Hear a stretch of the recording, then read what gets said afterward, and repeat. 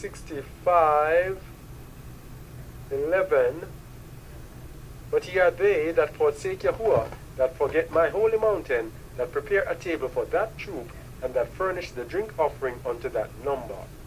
What we're going to show you, that troop, that they hid God behind that troop. That in the end, this was a prophecy, in the end, that the Most High's people would forsake him and worship God. And they would forget Israel, his holy mountain.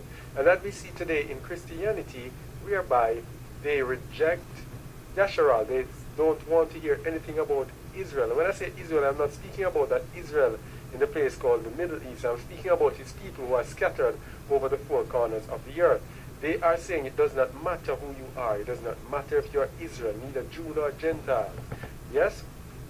Not knowing or understanding that you cannot truly understand the scriptures and the prophecies unless you understand or know who you are. So they have rejected Zion and they are worshiping God. That's what we're trying to show you today. And to do so, let us go to the English Standard Version. But you who forsake Yahuah, who forget my holy mountain, who set a table for fortune and fill cups of mixed wine for destiny, who set a table for fortune. Fortune is who the table is set for. So when we go back to King James Version, that troop here is fortune. But who is fortune? Because we see fortune with a capital F in the English Standard Version, which means it's a proper name. So let's see who this fortune is by going to the Good News Bible. But it will be different for you that forsake me, who ignore Zion, my sacred hill, and worship God and Meni, the gods of luck and fate. So God is the God of luck or fortune. This is who the children of Israel will be worshiping in the end, and this is who the whole world is worshiping right now. God. He's the God of luck. This is why he's on the dollar bill of the United States. In God we trust. Because they trust God because he's the God of fortune, God of money. Yes? So if we go to the Etsefer, we also see it there. But ye are they that forsake Yahuah, that forget my holy mountain, that prepare a table for God, and that furnish the drink offering unto many. So if we go back to the King James Version and take a look at what that troop means, that troop, let's see what it means. 65:11, that troop, that prepare a table for that troop, H 1409. Let's see what it means. That troop means God, in the sense of distributing fortune, troop. So they hid the name God from Isaiah 65:11. This is how slick these people are. Right? The warning is there against worshiping God. So they spread the whole Bible with God and then hid the name from in the warning with that troop. That troop is only used once in Scripture. Alright? So it's actually God. It's a warning against worshiping God. So, let's continue and see. No, before we continue, let's look at the different translation. And we're going to see that God is a demon, ABP+, but you are the ones having abandoned me and having forgotten my holy mountain and are preparing a table to the demon. This is that troop. This is fortune. To the demon and filling a mixture to good luck. Yes?